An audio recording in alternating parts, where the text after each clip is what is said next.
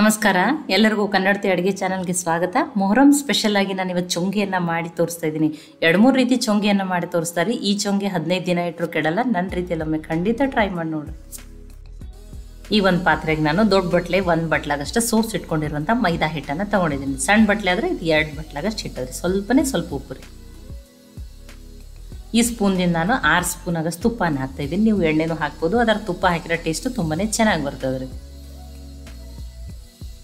ನೋಡ್ರಿ, ಈಗ ಇದನ್ನು ಮಿಕ್ಸ್ ಮಾಡ್ಕೊತೀನಿ ರೀ. ಇದು ತುಪ್ಪ ಹಿಟ್ಟು ಚೆನ್ನಾಗಿ ಮಿಕ್ಸ್ ಆಗಲಿ ರೀ. ಹಿಟ್ಟು ಬೈಂಡ್ ಆಗ್ಬೇಕು ರೀ. ಆ ರೀತಿ ನೋಡಿ, ಇನ್ನೂ ಇದು ಈ ರೀತಿ ಬೈಂಡ್ ಆಗಬೇಕು. ಇಲ್ಲ ಉದ್ರುದು ಅನ್ಸಾಕತ್ತೈತೆ ಅಂದ್ರೆ ನೀವು ಇನ್ನೊಂದು ಸ್ಪೂನ್ ಅಥವಾ 2 ಸ್ಪೂನ್ ಹಾಕ್ಕೊಂಡು ತುಪ್ಪನ ಹಾಕ್ಕೊಂಡು ಅಡ್ಜಸ್ಟ್ ಮಾಡ್ಕೊರಿ. ಈಗ ಇದಕ್ಕೆ ಸ್ವಲ್ಪ ನೀರನ್ನು ಹಾಕಿ ಹಿಟ್ಟನ್ನು ಕಲಸಿ ರೆಡಿ ಮಾಡ್ತೀನಿ ರೀ. ತುಂಬ ಗಟ್ಟಿನೂ ಕಲಸಲ್ಲ, ತುಂಬ ಸಾಫ್ಟಾಗಿನೂ ಕಲಸಲ್ಲ. ಆ ರೀತಿ ಹಿಟ್ಟನ್ನು ಕಲಸಿ ರೆಡಿ ಮಾಡ್ಕೊತೀನಿ ನೋಡಿರಿ. ನೋಡಿ, ನಾನು ನಿಮ್ಗೆ ತೋರಿಸ್ತೀನಿ ನೋಡಿರಿ. ತುಂಬ ಏನು ಗಟ್ಟಿನೂ ಕಲಸಿಲ್ಲ, ತುಂಬ ಸಾಫ್ಟಾಗಿನೂ ಕಲಸಿಲ್ಲ. ಈ ರೀತಿ ಇರಲಿ ರೀ. ಇದಕ್ಕೆ ಇನ್ನೊಂದು ಸ್ವಲ್ಪ ತುಪ್ಪನ ಹಚ್ಚಿಡ್ತೀನಿ ರೀ. ನೋಡಿ, ಈಗ ಇದನ್ನ ತುಪ್ಪ ಹಚ್ಚಿ ನಾನು ಮುಚ್ಚಿ ಒಂದು 15 ನಿಮಿಷ ತೆಗೆದಿಡ್ತೀನಿ ರೀ. ಹಿಟ್ಟು ಚೆಂದಾಗಿ ನೆನೆಲಿರಿ. ಈಗ ಪಾಕನ ಮಾಡ್ಕೊತೀನಿ. ಈ ಕಡಾಯಿಗೆ ನಾನು ಎಷ್ಟು ಹಿಟ್ಟನ್ನು ತೊಗೊಂಡಿದ್ದೀನೋ ಅದರಷ್ಟೇ ಸಕ್ಕರೆಯನ್ನು ತೊಗೊಂಡಿದ್ದೀನಿ, ಅದೇ ಬಟ್ಲೇನೆ. ಈಗ ಅದರಷ್ಟೇ ನೀರನ್ನು ಹಾಕೋತೀನಿ ರೀ. ನೋಡಿ, ಗ್ಯಾಸನ್ನು ಹೈ ಫ್ಲೇಮ್ದಲ್ಲಿ ಇಟ್ಟನೆ ಈಗ ಇದನ್ನು ಕುದಿಸ್ಕೊಂಡು ತೊಗೋತೀನಿ ರೀ. ಒಂದು 5 ನಿಮಿಷ ಆಗಷ್ಟು ಕುದಿಸ್ಕೊಂಡು ತೊಗೊಂಡು, ಒಂದೇಳೆ ಪಾಕನೂ ಬರಬಾರ್ದು ರೀ. ಈಗ ಜಾಮೂನು ಅಥವಾ ಜಿಲೇಬಿಗೆ ಒಂದು ಥಿಕ್ ಪಾಕನ ಮಾಡಿರ್ತೀವಲ್ಲ, ಆ ರೀತಿ. ಇದಕ್ಕೊಂದು ಸ್ವಲ್ಪ ಏಲಕ್ಕಿ ಪುಡಿಯನ್ನು ಹಾಕ್ತಾಯಿದ್ದೀನಿ. 5 ನಿಮಿಷ ಹೈ ಫ್ಲೇಮ್ದಲ್ಲಿಟ್ಟನೆ ಕುದಿಸ್ಬಿಟ್ಟು ತೊಗೊಂಡಿದ್ದೀನಿ ನೋಡಿರಿ. ಈಗ ಜಾಮೂನು ಜಿಲೇಬಿಗೆ ಏನು ಪಾಕ್ ಮಾಡಿರ್ತೀವಲ್ಲ ಅದೇ ರೀತಿಯೇ ಪ್ಯಾಕ್ ಮಾಡ್ಬೇಕು ರೀ ಇದಕ್ಕೆ. ನೋಡಿ, ತುಂಬಾ ಬಿಸಿ ಅದ. ನಾನು ನಿಮಗೆ ತೋರಿಸ್ತಾ ಇದ್ದೀನಿ ನೋಡಿರಿ. ಈ ರೀತಿ ಇದೇನು ಒಂದೇಳೆ ಪಾಕ ಬಂದಿಲ್ಲ, ಗಟ್ಟಿ ಸ್ವಲ್ಪ ಪಾಕ ಬಂದರೆ ಸಾಕ್ರಿ, ಇಷ್ಟೇ. ಇದು ಕರೆಕ್ಟಾಗಿ ರೆಡಿ ಆಗಿದೆ. ಇಷ್ಟನೇ ಇರಬೇಕ್ರಿ. ನಾನು ಗ್ಯಾಸನ್ನು ಆಫ್ ಮಾಡಿಬಿಟ್ಟು ಇದನ್ನು ಅನ್ಕತಕ್ಕ ಸೈಡಿಗೆ ತೆಗೆದಿಡ್ತೀನಿ ರೀ. ನೋಡಿ, ಈಗ 15 ನಿಮಿಷ ಆಗಿದ್ರೆ ಹಿಟ್ಟನ್ನು ನೋಡಿರಿ ಎಷ್ಟು ಚಂದ ನೆಂದದ್ರಿ. ಇದೇ ರೀತಿ ಸಾಫ್ಟಾಗಿನೇ ನೆನಿಬೇಕ್ರಿ. ಇನ್ನೊಂದು ಸ್ವಲ್ಪ ಇದನ್ನು ನಾದ್ಕೋತೀನಿ ರೀ. ನೋಡಿ, ನಾದಷ್ಟು ಭಾರ ಹಾಕಿ ನಾದಷ್ಟು ಇನ್ನಷ್ಟು ಹಿಟ್ಟು ಸಾಫ್ಟ್ ಆಗ್ತದೆ ರೀ. ನೋಡಿ, ಇದೇ ರೀತಿಯೇ ಆಗ್ಬೇಕ್ರಿ. ಈ ಉಳ್ಳಿಗಳನ್ನ ಮಾಡ್ಕೋತೀನಿ ನಾನು.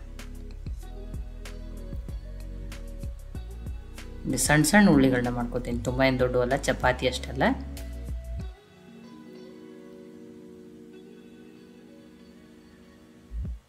ನೋಡಿ, ಇಷ್ಟಿಷ್ಟೇ ಮಾಡ್ಕೋತೀನಿ ನೋಡಿರಿ. ಈಗ ಉಳಿದಿದ್ದು ಉಳ್ಳಿಯನ್ನು ರೆಡಿ ಮಾಡ್ಕೋತೀನಿ ರೀ. ಇಷ್ಟೇ ಮಾಡಿ ಒಮ್ಮೆಲೆ ರೆಡಿ ಮಾಡಿ ಇಟ್ಕೋತೀನಿ ರೀ ನಾ ಇದನ್ನು. ನೋಡಿ, ಒಂದನ್ನು ಲಟ್ಟಿಸಿ ತೋರಿಸಿ ನೀವು ಮುಚ್ಚಿಡ್ತೀನಿ ರೀ. ಒಣಗಬಾರ್ದು ರೀ ಇದು ಹಿಟ್ಟು. ಅದಕ್ಕೆ ಮುಚ್ಚಿ ಪ್ಲೇಟ್ ಅಥವಾ ಬಟ್ಟೆನ ಮುಚ್ಚಿಡ್ರಿ. ಈಗ ಇದನ್ನು ನಿಮ್ಗೆ ಲಟ್ಟಿಸಿ ತೋರಿಸ್ತೀನಿ ರೀ. ತೆಳವಾಗಿ ಲಟ್ಟಿಸ್ಬೇಕ್ರಿ. ನೋಡಿ, ಮೈದಾ ಹಿಟ್ಟನ್ನು ಹಚ್ಚಿನೇ ಲಟ್ಟಿಸ್ಬಿಟ್ಟು ತೊಗೊಂಡಿದ್ದೀನಿ ರೀ. ಇಲ್ಲ ನಮ್ಮ ಮೈದಾ ಬೇಡ, ಹೆಲ್ತಿಗೆ ಒಳ್ಳೆಯದಲ್ಲ ಅಂದ್ರೆ ಇದನ್ನು ನೀವು ಗೋಧಿ ಹಿಟ್ಟಿನಲ್ಲೂ ಮಾಡ್ಕೊರಿ, ನಡೀತದೆ.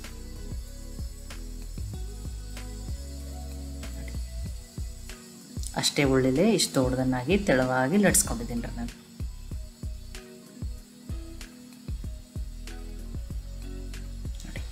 ಈ ರೀತಿ ತೆಳವಾಗಿನೇ ಉಳಿದಿದ್ದನ್ನು ಲಟ್ಟಿಸ್ಕೊಂಡು ಒಂದ್ರ ಮೇಲೆ ಒಂದು ಸ್ವಲ್ಪ ಹಿಟ್ಟನ್ನು ಉದುರಿಸ್ಬಿಟ್ಟು ತೆಗೆದ್ಬಿಟ್ಟು ತಗೋತೀನಿ ರೀ ನಾನು. ನೋಡಿ, ಒಂದನ್ನು ಲಟ್ಟಿಸಿ ತೋರಿಸಿನಿ, ಆ ಉಳಿದಿದ್ದನ್ನು ಲಟ್ಟಿಸಿ ತಗೋತೀನಿ ರೀ ಒಮ್ಮೆಲೆ. ನೋಡಿ, ಎಲ್ಲವನ್ನು ಲಟ್ಟಿಸ್ಬಿಟ್ಟು ತೊಗೊಂಡಿದ್ದೀನಿ. ಈಗ ಲಾಸ್ಟ್ನೇದು ಇಲ್ಲೇ ಅದ ರೀ. ನೋಡಿ, ಈಗ ಇದಕ್ಕೊಂದು ಸ್ವಲ್ಪ ತುಪ್ಪನ ಹಚ್ಕೋಬೇಕು ರೀ.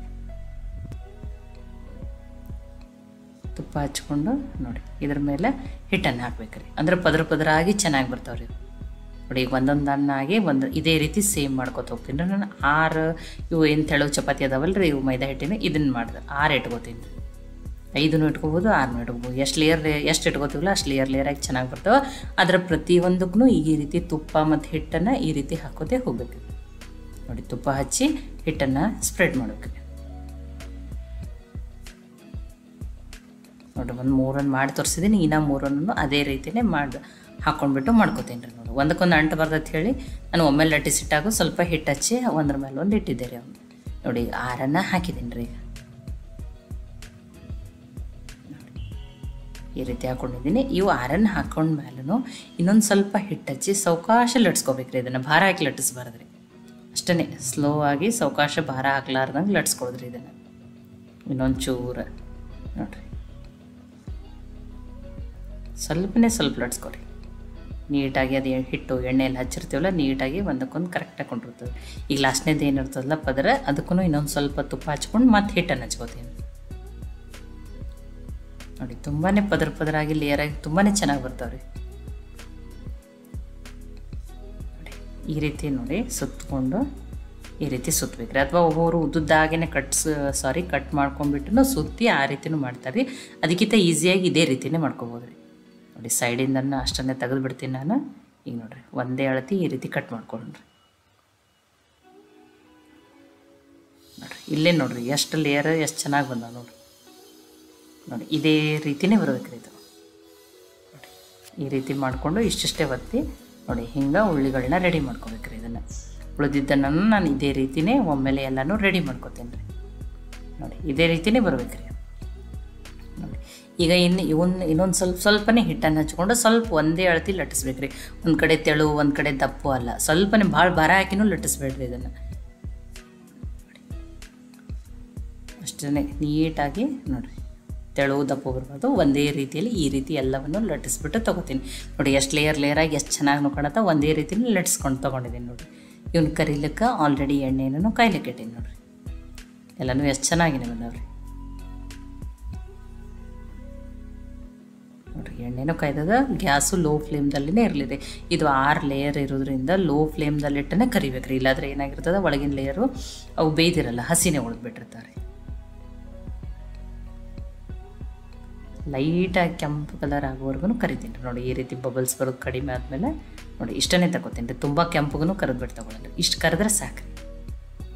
ನೋಡಿರಿ ಈಗ ಈ ರೀತಿ ಕರೆದ್ಬಿಟ್ಟು ತೊಗೊಂಡಿನಲ್ಲ, ಇವನು ಬಿಸಿನೇ ಪಾಕ ಒಳಗೆ ಹಾಕಬೇಕು. ಪಾಕನೂ ಆರಿರ್ತದಲ್ಲ ಅದನ್ನು ಲೈಟಾಗಿ ಬಿಸಿ ಮಾಡ್ಕೊಂಡಿದ್ದೀನಿ ರೀ ನಾನು. ಪಾಕನೂ ಈಗ ಸ್ವಲ್ಪ ಬಿಸಿ ಅದ್ರಿ, ಅದು ಆರಿರ್ತದೆ.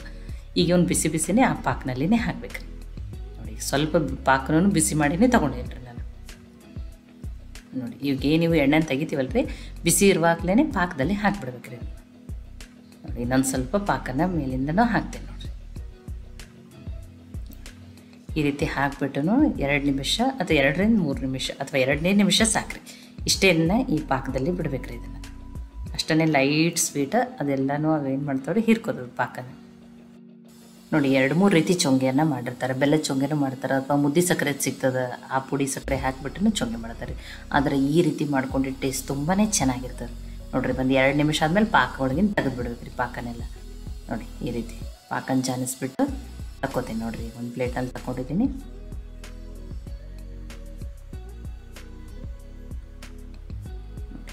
ಪಾಕ ಲೈಟ್ ಬಿಸಿ ಇರ್ಬೇಕ್ರಿ. ಈಗ ಈ ಪ್ಲೇಟಲ್ಲಿ ನಾನು ತಗೊಂಡಿದ್ದೀನಿ ರೀ ಇದನ್ನು. ನೋಡಿ ಚೋಂಗೆ ಅಂದರೆ ಇದಕ್ಕೆ ಒಣ ಕೊಬ್ಬರಿ ಕಂಪಲ್ಸರಿಯಾಗಿ ಇರಬೇಕು ರೀ. ಚೋಂಗೆ ಟೇಸ್ಟು ಒಣ ಕೊಬ್ಬರಿಯಿಂದನೇ ತುಂಬಾ ಚೆನ್ನಾಗಿ ಬಂದಿರ್ತದೆ ರೀ. ನೋಡಿ ಕೊಬ್ಬರಿ ನಿಮ್ಗೆ ಜಾಸ್ತಿ ಕಡಿಮೆ ನೀವು ಮಾಡ್ಕೋಬೋದು, ನಿಮ್ಗೆ ಇಷ್ಟ ಇದ್ರೆ ನೀವು ಜಾಸ್ತಿನೂ ಹಾಕೋಬೋದು. ನೋಡಿ ಒಣ ಕೊಬ್ಬರಿಯನ್ನು ಹಾಕ್ಕೊಂಡಿದ್ದೀನಿ ಮತ್ತು ಇದಕ್ಕೆ ಗಸಗಸೆಯನ್ನು ಹಾಕ್ತಿದ್ದೀನಿ. ಚೋಂಗೆ ಸ್ಪೆಷಲೇ ಕೊಬ್ಬರಿ ಮತ್ತು ಗಸಗಸೆಯಿಂದನೇ ಟೇಸ್ಟ್ ಚೆನ್ನಾಗಿರ್ತದೆ ರೀ. ಡ್ರೈ ಫ್ರೂಟ್ಸ್ ನೀವು ಹಾಕೋಬೋದು ಬಿಡ್ಬೋದು, ನಡೀತದೆ, ಅದು ಆಪ್ಷನಲ್. ಆದರೆ ಕೊಬ್ಬರಿ ಗಸಗಸೆಯಿಂದನೇ ಟೇಸ್ಟ್ ತುಂಬಾ ಚೆನ್ನಾಗಿ ಬರ್ತದೆ ರೀ. ನಾನು ಇನ್ನೊಂದು ಸ್ವಲ್ಪ ಡ್ರೈ ಫ್ರೂಟ್ಸನ್ನು ಹಾಕ್ತೀನಿ ರೀ. ಕಾಜು ಮತ್ತು ಬಾದಾಮನ್ನು ಹಾಕ್ತಾಯಿದ್ದೀನಿ. ನಿಮ್ಮ ಮನೆಯಲ್ಲಿ ಯಾವ್ದಾವ ಅವು ಹಾಕ್ರಿ, ಅಥವಾ ನೀವು ಪಿಸ್ತಾನೂ ಹಾಕ್ಬೋದು. ಇಲ್ಲ ನಮ್ಮ ಕೊಬ್ಬರಿ ಗಸಗಸೆ ಅಷ್ಟೇ ಸಾಕಂದ್ರೆ ಅದೇ ರೀತಿಯೂ ಮಾಡ್ಕೊಬೋದು ರೀ. ನಾನು ಒಂದು ಸ್ವಲ್ಪ ಕಾಜು ಮತ್ತು ಬಾದಾಮನ್ನು ಸಣ್ಣದಾಗಿ ಕಟ್ ಮಾಡಿನೇ ಹಾಕ್ತಾಯಿದ್ದೀನಿ ರೀ. ತುಂಬಾ ಟೇಸ್ಟಿಯಾಗಿರುವಂಥ ಚೋಂಗೆ ಈಗ ಮೊಹರಂ ಸ್ಪೆಷಲ್ ಚೋಂಗೆ ರೆಡಿ ಆಗ್ಯಾವ್ರಿ.